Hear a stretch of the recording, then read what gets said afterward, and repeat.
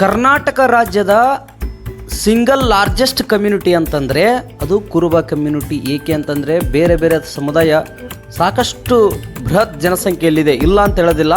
ಆದರೆ ಪಂಗಡಗಳು ಉಪಪಂಗಡಗಳು ಸಾಕಷ್ಟಿದ್ದಾವೆ. ಆದರೆ ಇಂಥ ಕರ್ನಾಟಕದ ಬೃಹತ್ ಒಂದು ಸಮುದಾಯ ಕುರುಬ ಸಮುದಾಯ ಲೋಕಸಭಾ ಚುನಾವಣೆಯಲ್ಲಿ ಕುರುಬ ಸಮುದಾಯದ ಒಬ್ಬರ ಅಭ್ಯರ್ಥಿಗೆ BJP ಪಕ್ಷ ಟಿಕೆಟ್ ನೀಡದೇ ಇರುವುದು ಅತ್ಯಂತ ವಿಷಾದನೀಯ ಘಟನೆಯಾಗಿದೆ. ಈಶ್ವರಪ್ಪನವರ ಪುತ್ರರಾಗಿರ್ತಕ್ಕಂಥ KE ಕಾಂತೇಶ್ ಅವರು ಹಾವೇರಿ ಲೋಕಸಭಾ ಕ್ಷೇತ್ರದಿಂದ ಸ್ಪರ್ಧಿಸಬೇಕು ಅಂತ ಎನ್ನುವ ಉದ್ದೇಶದಿಂದ ಈಗಾಗಲೇ ಕ್ಷೇತ್ರದಲ್ಲಿ ಸಾಕಷ್ಟು ಓಡಾಟ ಮಾಡಿದ್ರು, ಪಕ್ಷ ಸಂಘಟನೆ ಮಾಡಿದ್ದಾರೆ, ಎಲ್ಲ ಸಮುದಾಯಗಳ ವಿಶ್ವಾಸವನ್ನು ಕೂಡ ಗಳಿಸಿದ್ದಾರೆ. ಹೈಕಮಾಂಡ್ ಕೂಡ ಗ್ರೀನ್ ಸಿಗ್ನಲ್ಸ್ ನೀಡಿತ್ತು. ಜೊತೆಗೆ ಹಾವೇರಿಯ ಲೋಕಸಭಾ ಕ್ಷೇತ್ರದಿಂದ ಈಗೇನು ಟಿಕೆಟ್ ಪಡೆದಿದ್ದಾರಲ್ಲ ಬಸವರಾಜ ಬೊಮ್ಮಾಯಿ ಅವರು ಕೂಡ KE ಕಾಂತೇಶ್ ಅವರಿಗೆ ಟಿಕೆಟ್ ನೀಡಿ ಅಂತ ಒತ್ತಾಯ ಮಾಡಿದ್ರು. ಅವರು ಕೂಡ ಬಸವರಾಜ ಬೊಮ್ಮಾಯಿ ಅವರು ಕೂಡ ಕೋರ್ ಕಮಿಟಿ ಸಭೆಯಲ್ಲಿ ಹೇಳಿದ್ದಾರೆ. ಏನಂತ ಹೇಳಿದ್ರು, KE ಕಾಂತೇಶ್ ಅವರಿಗೆ ಹಾವೇರಿ ಲೋಕಸಭಾ ಕ್ಷೇತ್ರದಿಂದ ಟಿಕೆಟ್ ಕೊಡಿ ಅಂತ ಹೇಳಿದರು. ಹೈಕಮಾಂಡ್ ಕೂಡ ಒಪ್ಪಿತ್ತು, ರಾಜ್ಯ ನಾಯಕರು ಕೂಡ ಒಪ್ಪಿದ್ರು. ಈಶ್ವರಪ್ಪನವ್ರಿಗೆ ಟಿಕೆಟ್ ಕೊಟ್ಟಿರಲಿಲ್ಲ. ಹಿಂದೆ MLA ಟಿಕೆಟು ಚುನಾವಣೆಯಲ್ಲಿ ನಿವೃತ್ತಿಯನ್ನು ಘೋಷಿಸಿತ್ತು ಹೈಕಮಾಂಡ್, ಅವರ ಬಾಯಿಂದನೇ ಘೋಷಿಸಿತ್ತು. ಆ ಯಡಿಯೂರಪ್ಪನವರು ಕೂಡ ಒಪ್ಪಿಗೆ ಸೂಚಿಸಿದರು. ಆದರೆ ಇಂದು ಅದೇ ಯಡಿಯೂರಪ್ಪನವರು ನೋಡಿ ಭಾಳಷ್ಟು ಗಮನ ಕೊಡಬೇಕಾದಂಥ ವಿಷಯ, ಕುರುಬ ಸಮುದಾಯದ ಪ್ರತಿಯೊಬ್ಬರು ಗಮನ ಕೊಡಬೇಕಾದಂಥ ವಿಷಯ ಏನಂತಂದರೆ, ಯಡಿಯೂರಪ್ಪನವರು ನಿವೃತ್ತಿ ಘೋಷಿಸಿದ್ರು ಕೂಡ ಈ ಒಂದು ಕರ್ನಾಟಕದ BJPಯ ಸೂತ್ರಧಾರರು ಯಡಿಯೂರಪ್ಪನವರೇ ಆಗಿದ್ದಾರೆ. ಅವರ ಒಬ್ಬ ಮಗನನ್ನು ಸಂಸದರನ್ನು ಮಾಡಿದ್ದಾರೆ, ಇನ್ನೊಬ್ಬ ಮಗನನ್ನು BJPಯ ರಾಜ್ಯ ಅಧ್ಯಕ್ಷರನ್ನು ಮಾಡಿದರು ಮತ್ತು ಪವರ್ ಸೆಂಟರ್ನ ತಮ್ಮ ಹತ್ರ ಇಟ್ಕೊಂಡ್ರು. ಆದರೆ ನೋಡಿ, ಈಶ್ವರಪ್ಪನವರನ್ನು ರಾಜಕೀಯವಾಗಿ ಮೂಲೆ ಗುಂಪು ಮಾಡಿದ್ರಲ್ಲದೆ ಅವರನ್ನು ರಾಜಕೀಯ ನಿವೃತ್ತಿ ಘೋಷಣೆ ಮಾಡುವಂತೆ ಮಾಡಿದರು. ಮತ್ತು ಅವರ ಮಗನಿಗೆ ಲೋಕಸಭಾ ಟಿಕೆಟ್ ಕೊಡ್ತೀನಿ ಅಂತೇಳಿ ಲೋಕಸಭಾ ಟಿಕೆಟ್ ಕೂಡ ಕೈ ತಪ್ಪಿಸಿದರು. ಈಗ ಈಶ್ವರಪ್ಪನವರು ಬಹಿರಂಗವಾಗಿ ಹೇಳ್ತಾ ಇದ್ದಾರೆ ಯಡಿಯೂರಪ್ಪನವರು ನಮಗೆ ಮೋಸ ಮಾಡಿದ್ದಾರೆ ಅಂತ. ಈಗ ನಾನು ಹೇಳ್ತಾ ಇಲ್ಲ, ಸ್ವತಃ ನಮ್ಮ ಈಶ್ವರಪ್ಪನವರು ಹೇಳ್ತಾ ಇದ್ದಾರೆ. ಈಶ್ವರಪ್ಪನವರು ಪಕ್ಷ ನಿಷ್ಠೆ ಎಷ್ಟಿದೆ ಅಂತಂದರೆ 40 ವರ್ಷಗಳಿಂದ ಪಕ್ಷದಲ್ಲಿ ದುಡಿದಿದ್ದಾರೆ, ಯಾವುದೇ ಪಕ್ಷಕ್ಕೆ ಹಾರಾಟ ಮಾಡಿಲ್ಲ. ಹಿಂದೆ ಯಡಿಯೂರಪ್ಪನವರು BJP ಪಕ್ಷವನ್ನು ಬಿಟ್ಟು KJP ಪಕ್ಷವನ್ನು ಸ್ಥಾಪನೆ ಮಾಡಿ ಮರಳಿ BJP ಬಂದರು. ಆದರೆ ಯಾವುದೇ ಒಂದು ಪಕ್ಷಕ್ಕೆ ಹಾರಾಟ ಮಾಡದೆ, ಪಕ್ಷಾಂತರ ಮಾಡದೆ, ಪಕ್ಷನೇ ನಿಷ್ಠೆಯಿಂದ ದುಡಿದಂತಕ್ಕಂಥ ಈಶ್ವರಪ್ಪನವರಿಗೆ ಕೊಡುವಂಥ ಒಂದು ಬೆಲೆ ಇದೇನಾ ಕರ್ನಾಟಕದ BJP ಪಕ್ಷ ಹಾಗೂ ಹೈಕಮಾಂಡ್ಗೆ ನಾವು ಕೇಳುವಂಥ ಪ್ರಶ್ನೆ ಇದಾಗಿದೆ. ಜೊತೆಗೆ ಕುರುಬ ವಿರೋಧಿ ಪಕ್ಷ ಅಂತ ಈ ಸಮಯದಲ್ಲಿ ಹೇಳಿದರೂ ಕೂಡ ತಪ್ಪಾಗಲಿಕ್ಕಿಲ್ಲ. ಯಾಕೆ ಅಂತಂದರೆ ಕರ್ನಾಟಕದಲ್ಲಿರುವಂಥ ಅತಿ ಸಿಂಗಲ್ ಲಾರ್ಜೆಸ್ಟ್ ಕಮ್ಯುನಿಟಿ ಅಂದರೆ ಕುರುಬರಿಗೆ ಒಂದೇ ಒಂದು ಟಿಕೆಟ್ ಕೊಟ್ಟಿಲ್ಲಲ್ರಿ. ಇದಕ್ಕಿಂತ ಅನ್ಯಾಯ, ಘೋರ ಅನ್ಯಾಯ ಮತ್ತಿನ್ನೇನಿದೆ? ಬೇರೆ ಬೇರೆ ಬ್ರಾಹ್ಮಣ ಸಮುದಾಯ, ನಾನು ವಿರೋಧಿ ಅಲ್ಲ, ಬ್ರಾಹ್ಮಣ ಸಮುದಾಯಕ್ಕೆ ಟಿಕೆಟ್ ಕೊಟ್ಟಿದ್ರಿ, ಕಡಿಮೆ ಜನಸಂಖ್ಯೆ ಇದ್ದರು. ಬೇರೆ ಬೇರೆ ಧಾರವಾಡದಿಂದ ಪ್ರಹ್ಲಾದ್ ಜೋಶಿ ಅವ್ರಿಗೆ ಕೊಟ್ಟಿದ್ರೆ, ಇನ್ನೂ ಬೇರೆ ಕಡೆಯೂ ಕೊಟ್ಟಿದ್ರು. ಆದರೆ ಕರ್ನಾಟಕದ 3ನೇ ಅತಿ ದೊಡ್ಡ ಸಮುದಾಯ ಆಗಿರ್ತಕ್ಕಂಥ ಕುರುಬರಿಗೆ ಯಾಕೆ ಟಿಕೆಟ್ ಕೊಡ್ತಿಲ್ಲ? ಇದನ್ನು ನಾವು ಪ್ರಶ್ನೆ ಮಾಡಬೇಕಾಗಿದೆ. ಏಕೆ ಅಂತಂದರೆ, ಇನ್ನು ಮತ್ತೆ ಹೇಳ್ತಾ ಇದ್ದೀನಿ, ಹಾವೇರಿಯಿಂದ KE ಕಾಂತೇಶ್ ಅವರು ಆಕಾಂಕ್ಷಿ ಆಗಿದ್ದರು, ಅಲ್ಲಿ ಕೊಡಲಿಲ್ಲ. ಬಾಗಲಕೋಟೆಯಿಂದ ವೀರಣ್ಣ ಆಳೇಗೌಡರು ಆಕಾಂಕ್ಷಿ ಆಗಿದ್ದರು, ಅವ್ರಿಗೆ ಕೊಡಲಿಲ್ಲ. ತುಮಕೂರಿನಿಂದ ಭಾಳ ಒಂದು ಇತಿಹಾಸದ ಪರಂಪರೆ ಹೊಂದಿರತಕ್ಕಂಥ ಮಂಜುಳಾ ನಾಗರಾಜ್ ಅವರ ಕುಟುಂಬ ಪಕ್ಷದಿಂದ ಮುಂಚಿತವಾಗಿ ದುಡಿದವರು. ಶೋಭಾ ಕರದ್ನಾಜೆ ಅವ್ರಿಗಿಂತ ಮುಂಚಿತವಾಗಿಯೇ ಪಕ್ಷದಲ್ಲಿ ಕೂರಿಸಿಕೊಂಡು ರಾಜ್ಯಾದ್ಯಂತ ಅವರು ಕೂಡ ಸುತ್ತಾಟ ಮಾಡಿದರು ಮುಂಚೆ ದಶಕದಲ್ಲಿ. ಅವರಿಗೆ ಮಂಜುಳಾ ನಾಗರಾಜ್ ಅವರಿಗೂ ಕೂಡ ಟಿಕೆಟ್ ಕೊಟ್ಟಿಲ್ಲ BJPಯಿಂದ. ಜೊತೆಗೆ ಮೈಸೂರಿಂದ ಸಂಸದರಾದಂಥವ್ರು ವಿಜಯಶಂಕರ್ ಅವರು ಕುರುಬ ಸಮುದಾಯದವರು, ಅವ್ರಿಗೂ ಕೂಡ ಟಿಕೆಟ್ ಕೊಟ್ಟಿಲ್ಲ. ಇಷ್ಟು ಜನರಿಗೂ ಅಲ್ಲಿ ಒಬ್ಬರಿಗೆ ಕುರುಬರಿಗೆ ಟಿಕೆಟ್ ಕೊಟ್ಟಿಲ್ಲ ಅಂತಂದರೆ ಈ BJP ಪಕ್ಷಕ್ಕೆ ನಾವು ಕುರುಬ ವಿರೋಧಿ ಪಕ್ಷ ಅನ್ನೋದರಲ್ಲಿ ಏನು ತಪ್ಪಿದೆ ರೀ? ನಮ್ಮ ಕುರುಬ ಸಮುದಾಯದವರು BJP ಪಕ್ಷದಲ್ಲಿದ್ದರೆ ದಯವಿಟ್ಟು ಯಾರು ಕೂಡ ಅನ್ಯತೆ ಭಾವಿಸಬೇಡಿ, ನೀವು ಬೇಜಾರಾಗಬೇಡಿ. BJP ಪಕ್ಷಕ್ಕೆ ಬೈತಾ ಇದ್ದೀನಂತ ನಾನು ಒಂದು ಪಕ್ಷದ ವಿರೋಧಿ ಅಲ್ಲ. ಕಾಂಗ್ರೆಸ್ನವ್ರಿಗೂ ಕೂಡ ಟಿಕೆಟ್ ಕೊಡಲಿಲ್ಲ ಅಂದರೆ ಇದೇ ಥರ ಪ್ರಶ್ನೆ ಮಾಡ್ತೀನಿ ನಾನು. ಇದೊಂದು ನೆನಪಿನಲ್ಲಿ ಇಟ್ಕೊಳ್ಳಿ. ಇವನು BJPಗೆ ಹೆಂಗೆ ಯಾಕಂತವ್ರೆ ಅಂತೇಳಿ ನೀವು ಮನನ ಹೊಂದ್ಕೋಬೇಡಿ. ನೀವು ಪಕ್ಷದಲ್ಲಿದ್ದೀರಾ, ನಮ್ಮ ಸಮುದಾಯದವರು, ನಿಮಗೆ ಅನ್ಯಾಯ ಆದಂಥ ಸಮಯದಲ್ಲಿ ನಾವು ಧ್ವನಿ ಎತ್ತುತ್ತೇವೆ. ಯಾರು ಕೂಡ ಅನ್ಯತಾ ಭಾವಿಸಬೇಡಿ.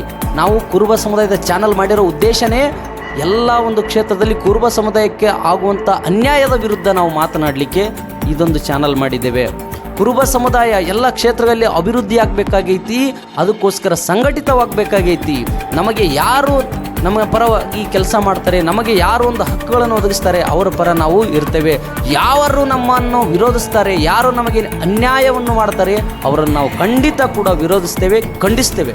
ಈ ಸಮಯದಲ್ಲಿ BJP ಪಕ್ಷದಿಂದ ಟಿಕೆಟ್ ಕೊಟ್ಟಿಲ್ಲ, ಆದ್ದರಿಂದ ಇದನ್ನು ನಾವು ಖಂಡಿತವಾಗಿ ಖಂಡಿಸ್ತೇವೆ. ಮುಂದೆ ಕಾಂಗ್ರೆಸ್ ಪಕ್ಷದಿಂದಲೂ ಕೂಡ ಸಾಕಷ್ಟು ಕ್ಷೇತ್ರಗಳಲ್ಲಿ ಆಕಾಂಕ್ಷಿಯಾಗಿದ್ದಾರೆ. ಬಾಗಲಕೋಟೆ ಲೋಕಸಭಾ ಕ್ಷೇತ್ರದಿಂದ ರಕ್ಷಿತಾ ಈಟಿ ಅವರು ದಶಕದಿಂದ ಕೆಲಸ ಮಾಡ್ತಾ ಇದ್ದಾರೆ. ಅವರಿಗೆ ಇತ್ತೀಚೆಗೆ ಸುವರ್ಣ ನ್ಯೂಸ್ ಮತ್ತು ಕನ್ನಡಪ್ರಭ ಇವರ ಜಂಟಿ ಸಹಭಾಗಿತ್ವದಲ್ಲಿ ಬಹರೇನ್ ದೇಶದಲ್ಲಿ ಅವರಿಗೆ ಉತ್ತಮ ಸಮಾಜ ಸೇವಕಿ ಅನ್ನುವಂಥ ಪ್ರಶಸ್ತಿಯನ್ನು ನೀಡಿ ಗೌರವಿಸಿದ್ದಾರೆ. ಯಾಕೆಂದರೆ ಕೋವಿಡ್ ಸಮಯದಲ್ಲಿ ಅವರು ಮಾಡಿದಂಥ ಸಮಾಜ ಸೇವೆ ಅತ್ಯಮೂಲ್ಯವಾದದ್ದು. ಅವರು ಕಾಂಗ್ರೆಸ್ ಪಕ್ಷದಿಂದ ಆಕಾಂಕ್ಷಿಯಾಗಿದ್ದಾರೆ, ಅವರಿಗೆ ಟಿಕೆಟ್ ಕೊಡಲೇಬೇಕು. ಜೊತೆಗೆ ಕೊಪ್ಪಳದಿಂದ ರಾಜಶೇಖರ್ ಇಟ್ನಾಳ್ ಅವರು ಅತ್ಯಂತ ಕಡಿಮೆ ಅಂತರದಲ್ಲಿ ಸೋಲನುಭವಿಸಿದರು. ಕೊನೆಯ ಹಂತದಲ್ಲಿ ಈ ಬಾರಿ ಮತ್ತೆ ಅವರು ಟಿಕೆಟ್ ಕೇಳಿದ್ದಾರೆ, ಅವರಿಗೆ ಕೊಡಬೇಕು. ಮತ್ತು ಚಿಕ್ಕೋಡಿಯಿಂದ ಲಕ್ಷ್ಮಣರಾವ್ ಚಿಂಗ್ಳೆ ಅವರು ಟಿಕೆಟ್ ಕೇಳಿದ್ದಾರೆ, ಅವರು ಕೂಡ ಆಕಾಂಕ್ಷಿಯಾಗಿದ್ದಾರೆ. ಈಗಾಗಲೇ ತುಮಕೂರಿನಲ್ಲಿ ಟಿಕೆಟ್ ಕೊಡಬೇಕಾಗಿತ್ತು ನಿಖೇತ್ ರಾಜ್ ಮೌರ್ಯ ಅವರಿಗೆ, ಅಲ್ಲಿ ಕೂಡ ಅವರಿಗೆ ಟಿಕೆಟ್ ತಪ್ಪಿಸಿದ್ದಾರೆ. ಇದನ್ನು ನಾವು ಕಾಂಗ್ರೆಸ್ ಪಕ್ಷವನ್ನು ನಾವು ಖಂಡಿಸ್ತೇವೆ. ಜೊತೆಗೆ ದಾವಣಗೆರೆಯಿಂದ ಅತ್ಯಂತ ರಾಜ್ಯದ ಗಮನ ಸೆಳೆಯುತ್ತಿರುವಂಥ ಕ್ಷೇತ್ರ ಅಂತಂದರೆ ದಾವಣಗೆರೆ. ಯಾಕೆ ಅಂತಂದರೆ ಇನ್ಸೈಟ್ IAS ಎನ್ನುವಂಥ ಸಂಸ್ಥೆಯನ್ನು, ಶಿಕ್ಷಣ ಸಂಸ್ಥೆ ಮೂಲಕ ದೇಶದ ಮೂಲೆಗೂ ಪ್ರಸಿದ್ಧಿ ಪಡೆದಿರತಕ್ಕಂಥ ವಿನಯ್ ಕುಮಾರ್ GB ಅವರು ಕಾಂಗ್ರೆಸ್ ಪಕ್ಷದಿಂದ ಆಕಾಂಕ್ಷಿಯಾಗಿದ್ದಾರೆ. ಅವರಿಗೆ ಟಿಕೆಟ್ ಸಿಗುತ್ತದೆ ಎನ್ನುವಂಥ 100ಕ್ಕೆ 100ರಷ್ಟು ಭರವಸೆ ಇದೆ. ಈ ಸಮಯದಲ್ಲಿ ಇಂಥ ವಿದ್ಯಾವಂತರಿಗೆ, ಈ ಒಂದು ಯುವಕರಿಗೆ ಇಲ್ಲಿ ಟಿಕೆಟ್ ಕೊಟ್ಟರೆ ಇವರು ಗೆಲ್ತಾರೆ ಅನ್ನೋ ಒಂದು ನಂಬಿಕೆ ಇದೆ. ಮತ್ತು ಕೊನೆಯದಾಗಿ ಮೈಸೂರು ಲೋಕಸಭಾ ಕ್ಷೇತ್ರದಿಂದ, ಮೈಸೂರು ಕೊಡಗು ಲೋಕಸಭಾ ಕ್ಷೇತ್ರದಿಂದ H. ವಿಶ್ವನಾಥ್ ಅವರು ಈಗಾಗಲೇ ಸಿದ್ದರಾಮಯ್ಯನವ್ರನ್ನ ಭೇಟಿಯಾಗಿದ್ದಾರೆ, ಟಿಕೆಟ್ ಕೂಡ ಕೇಳಿದ್ದಾರೆ. ಏನಾಗುತ್ತೆ ಹೈಕಮಾಂಡ್ ಏನು ಯಾರಿಗೆ ಟಿಕೆಟ್ ಕೊಡ್ತಾರೆ ನೋಡೋಣ. ಈಗಲೂ ಕೂಡ ಒಂದು ನಂಬಿಕೆ ಇದೆ, ಚಿಕ್ಕಬಳ್ಳಾಪುರ ಲೋಕಸಭಾ ಕ್ಷೇತ್ರದಿಂದ MTB ನಾಗರಾಜ್ ಅವರಿಗೆ ಟಿಕೆಟ್ ಕೊಡ್ತಾರೆ ಎನ್ನುವಂಥ ಹೂವಾಪೂವ ಹರಿದಾಡ್ತಾ ಇದೆ. ಅವರಿಗೆ ಕೊಟ್ಟರೆ ನಾವು ಸ್ವಾಗತ ಮಾಡ್ತೇವೆ. ಆದರೂ ಕೂಡ ಕನಿಷ್ಠ ಒಂದು 3 ಟಿಕೆಟ್ ಆದರೂ BJPಯಿಂದ ಕುರುಬರಿಗೆ ಸಿಗುತ್ತೆ ಎನ್ನುವಂಥ ಒಂದು ನಂಬಿಕೆ ಇತ್ತು. ಆದರೆ ಒಂದೇ ಒಂದು ಟಿಕೆಟ್ ಸಿಗದೇ ಇರುವುದು ಅತ್ಯಂತ ನೋವಿನ ಸಂಗತಿ. ಈ ಸಮಯದಲ್ಲಿ ಯಡಿಯೂರಪ್ಪನವ್ರನ್ನ ಒಂದು ನಡೆಯನ್ನು ನಾವು ಖಂಡಿಸಬೇಕಾಗುತ್ತೆ. ಏಕೆ ಅಂತಂದರೆ ಇಂದು ಅವರು ಸ್ಟೇಟ್ಮೆಂಟ್ ಕೊಟ್ಟರು, MLC ಮಾಡಲು ಒಂದು ಹೈಕಮಾಂಡ್ ನಿರ್ಧರಿಸಿದೆ ಅಂತ ಒಂದು ಕಡೆ ಸ್ಟೇಟ್ಮೆಂಟ್ ಕೊಟ್ಟಿದ್ದರು. ನ್ಯೂಸ್ನಲ್ಲಿ ತಾವು ನೋಡಿರ್ತೀರಾ, ನೋಡಿಲ್ಲ ಅಂದರೆ ನೋಡಿ. ಬಟ್ ನಾವು MLC ಮಾಡಿ ಅದ್ರ ಬಗ್ಗೆ ನಾನೇನು ವಿರೋಧಿಸ್ತಾ ಇಲ್ಲ, ಒಳ್ಳೆಯದು. ಏನಪ್ಪ ಇವನು ಕುರುಬ ಟಿಕೆಟ್ ಕೊಡ್ತಾ ಇಲ್ಲ, ಕುರುಬರ ಬಗ್ಗೆ ಮಾತಾಡ್ತಾ ಇದ್ದಾನೆ ಅಂತ ಅನ್ಯ ಸಮುದಾಯದವರು ಭಾವಿಸಿದ್ರು ಪರವಾಗಿಲ್ಲ. ಯಾಕೆ ಅಂತಂದರೆ ಹಿಂದೂ ಧರ್ಮದ ಬಗ್ಗೆ ಮಾತಾಡ್ತೀವಿ. ಹಿಂದೂ ಧರ್ಮ ಉದ್ಧಾರ ಆಗಬೇಕಾಗಿತ್ತಂದರೆ ಹಿಂದೂ ಧರ್ಮದಲ್ಲಿರುವಂಥ ಹಿಂದುಳಿದ ಜಾತಿಗಳು ಎಲ್ಲ ಕ್ಷೇತ್ರದಲ್ಲಿ ಮುಂದೆ ಬರಬೇಕು. ಆದರೆ ಹಿಂದೆ ಉಳಿತಾ ಇದ್ದಾವೆ.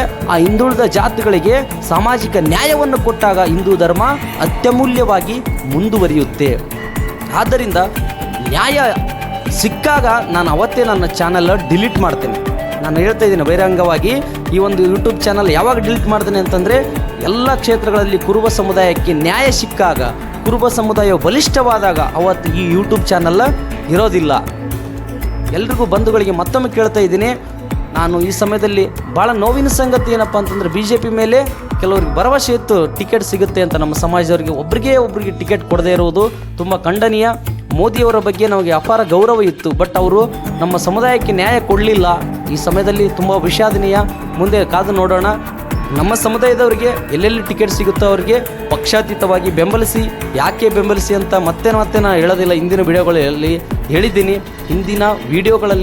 ಹೇಳಿದ್ದೀನಿ, ಯಾಕೆ ಅಂತಂದರೆ ಕುರುಬರ ಪರವಾಗಿ ಧ್ವನಿ ಎತ್ತುವ ಒಬ್ಬರು ನಾಯಕರು ಲೋಕಸಭೆಯಲ್ಲಿ ಕರ್ನಾಟಕದಿಂದ ಆಯ್ಕೆಯಾಗಿಲ್ಲ. ಅದಕ್ಕೋಸ್ಕರ ಈ ಬಾರಿ ಕರ್ನಾಟಕ ಲೋಕಸಭಾ ಚುನಾವಣೆಯಲ್ಲಿ ಕರ್ನಾಟಕದಿಂದ ಕುರುಬ ಸಮುದಾಯದ ಆಕಾಂಕ್ಷಿಗಳೇನಿದಾರಲ್ಲ ಅವರಿಗೆ ಟಿಕೆಟ್ ಸಿಕ್ಕು ಅವರು ಚುನಾವಣೆಯಲ್ಲಿ ಗೆದ್ದು ಲೋಕಸಭೆ ಪ್ರವೇಶಿಸಿದರೆ ಅಲ್ಲಿ ಕುರುಬ ಸಮುದಾಯದ ಪರವಾಗಿ ಧ್ವನಿ ಎತ್ತುವ ನಾಯಕ ಹುಟ್ಟುತ್ತಾನೆ. ಆದ್ದರಿಂದ ಮತ್ತೊಮ್ಮೆ ಕೈ ಮುಗಿದು ಎಲ್ಲ ಕರ್ನಾಟಕ ರಾಜ್ಯದ ಕುರುಬ ಸಮುದಾಯದವರಿಗೆ ವಿನಂತಿ ಮಾಡ್ಕೊಳ್ತೀನಿ. ಈ ಸಮುದಾಯದ ಬಂಧುಗಳಲ್ಲಿ ಮತ್ತೆ ಕೇಳ್ತಾ ಇದ್ದೀನಿ, ನಮ್ಮ ಸಮುದಾಯದವರಿಗೆ ಎಲ್ಲೇ ಟಿಕೆಟ್ ಕೊಟ್ಟರು ಅವರಿಗೆ ಮತ ಹಾಕಿ ಗೆಲ್ಲಿಸಿ.